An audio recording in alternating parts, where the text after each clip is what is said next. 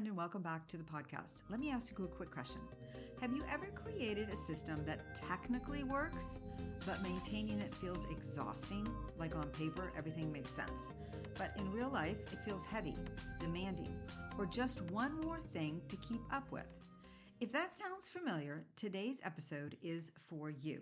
Because in this conversation, we're talking about why the right systems don't create pressure, they create support. We're redefining what it means for your home to quote unquote work for you, especially in the seasons when your energy and time and attention are already stretched to the max. And this episode, it's about fixing everything, but it isn't. It's not about doing it more, and it definitely is not all about perfection. It's about choosing systems that feel like care instead of control, systems that give you energy back instead of taking it. So if you ever thought, why can't I keep up with this? Or this shouldn't feel so hard, stay with me. Please stay with me, because by the end of this episode, you'll see why it's not you, it's the system, and how small shifts can change everything. Okay, are you ready? Let's get into it. Before we keep going, I want to share something with you. If you're listening and thinking, I want support like this, but I don't want a full overhaul, well, my friend, my mini momentum was created for exactly this reason. It's gentle, it's practical, and it meets you where you are. And if you're not sure what kind of support you need right now, take the quiz to find out. It'll only take at least 8 minutes of your time. That's it. It will guide you toward the support that matches where you are. No pressure, just clarity. You'll find everything linked into the show notes so that you can explore when it feels right. Okay, now back to today's episode. So I hear this all the time. I should be more consistent. I just need to try a little bit harder. I must be doing something wrong. And what I want to clearly say is that most systems don't fail because you fail. They fail because they were never designed to support real life, your life. There's a quote by architect Christopher Alexander that I love. Here, a building is successful if it supports the life that takes place within it. The same is true for our systems in our homes. And no, it's not the air conditioning system. If a system doesn't support the life you're actually living, it quietly turns into pressure, and pressure is not support. I remember a time when everything in my home was set up correctly. I'm telling you, literally set up correctly.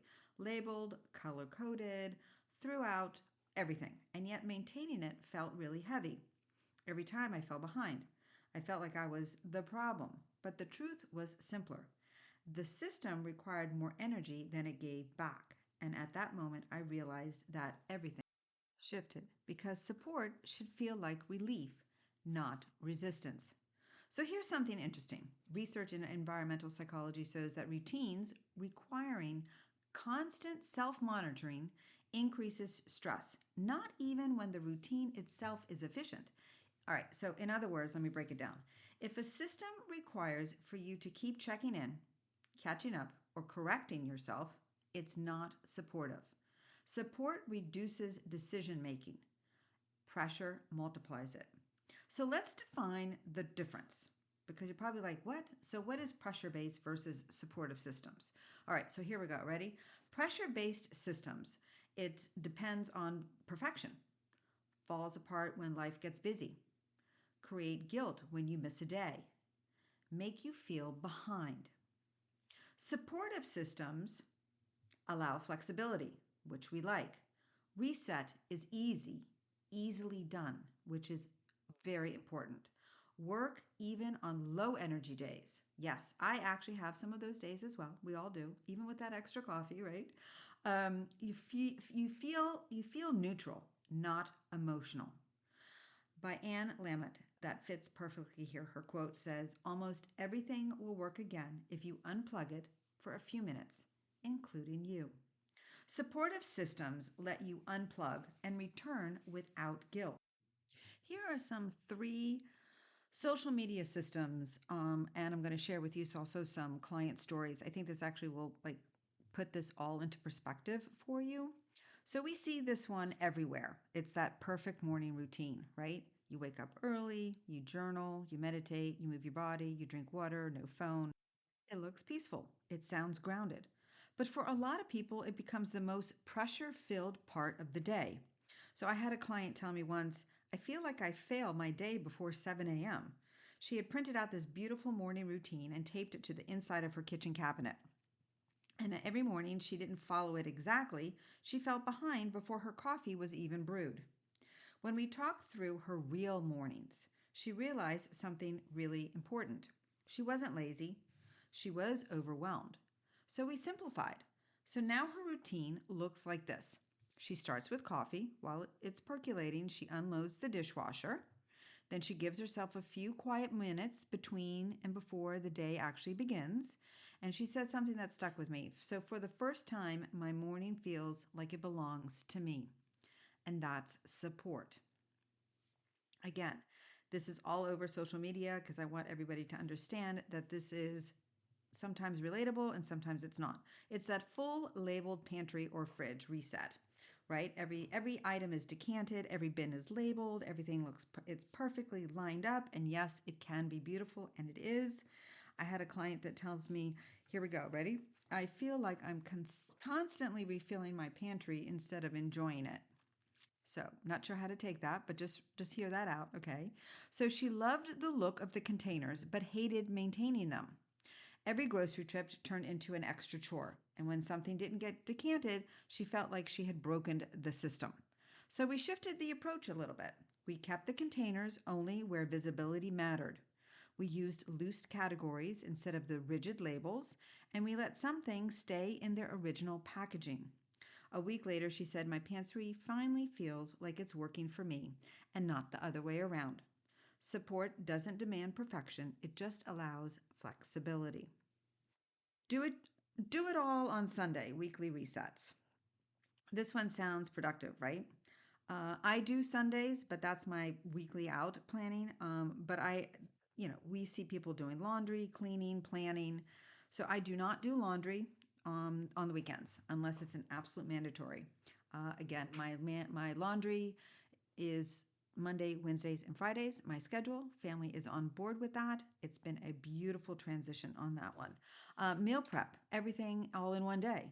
I had a client who was convinced that this was the only way to stay on top of her home by Sunday, making it all done on Sunday. But every Sunday night, she felt exhausted and she resented waking up the next day because she lost her Sunday. So she said, I spend the entire day resetting my life, and then I start the week what? Exhausted, tired, not wanting to do it.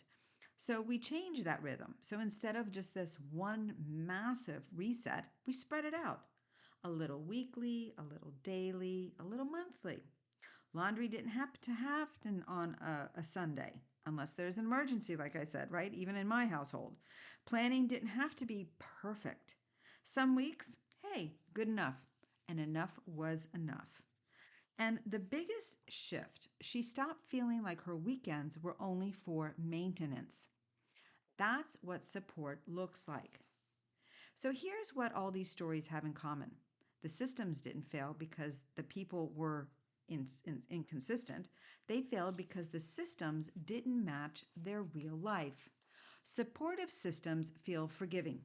They allow for low energy days. They work even when things aren't perfect, which happens more often than we like to say or actually admit to it, right? And that's why the right systems feel like love. Let's talk about three systems that we all see again online. And I actually am going to use and tell you what I use in my own home. Okay. So in my own home, I rely on rhythms. They're not rigid systems. So I'm going to come back to this over and over again. I have my daily, I have my weekly, and I have my monthly. Not because it's trendy, but because it's sustainable. And here's the truth support doesn't shout, it doesn't demand, it doesn't keep score. It just it's steadies. Here's a quote by Bell Hooks, and I love this one. Love is an action, never simply a feeling. And this is it. A supportive systems are love in action. They make life easier. They hold you when you're tired. Isn't that comforting to know? They allow you to keep going without burning out. So, my daily, weekly, and monthly, I want to take this and slow this part down because this rhythm is something I come back to again and again, both in my home and with my clients. Again, not because it's trendy, not because it's perfect, but because it works. And this is all about creating support and not pressure. Daily. Daily is about those small resets that keep things from piling up. Daily isn't about cleaning your whole house. It's about that light touch, the kind that makes tomorrow easier. So here's a few examples. Unloading the dishwasher while the coffee is percolating. Morning routine. That's for me. Clearing one thing first in the morning changes the energy of the kitchen. Try it out. Clear one surface before bed. Not the whole room, just one counter, one table, one nightstand.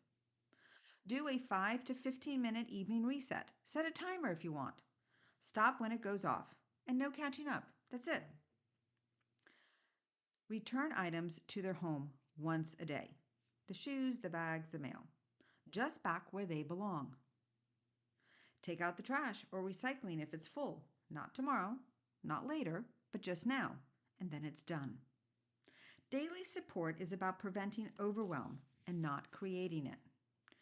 Weekly, this is one intentional reset and not an overhaul again.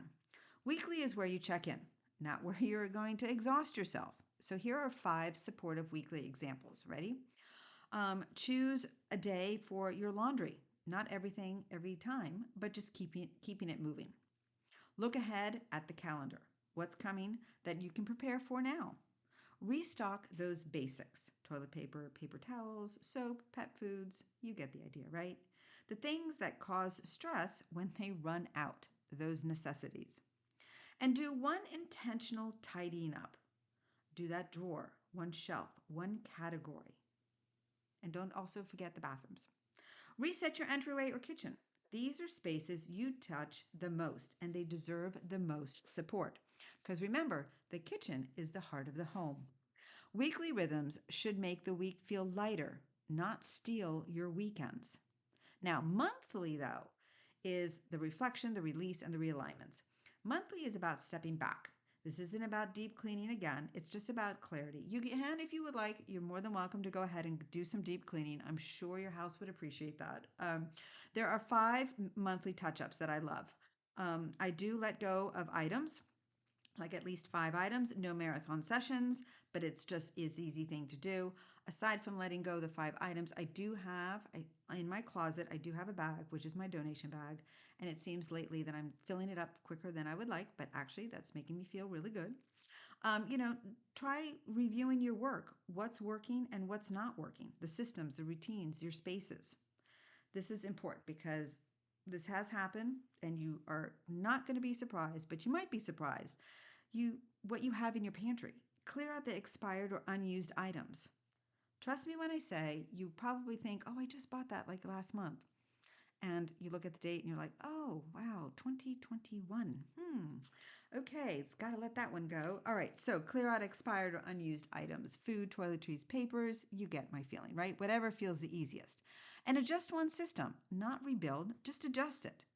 And ask one powerful question: what would make next month feel easier? Monthly support creates space, mentally and physically. Here's the magic of this rhythm: daily prevents pileups, weekly creates flow, and monthly brings clarity. You don't need to do everything, you don't need to keep up with anyone else. You just need a rhythm that supports the life you're actually living. And that's what real support feels like. Before we wrap up, I want to say this directly to you. If you've been blaming yourself for systems that don't stick, if you've been feeling like consistency is the problem, if your home feels heavy than it should, it's not you, my friend. Your home doesn't need to work harder. It needs to work with you. And if this episode helped you feel validated, lighter, or less alone in your day-to-day rhythms, then I did exactly what it was meant to do.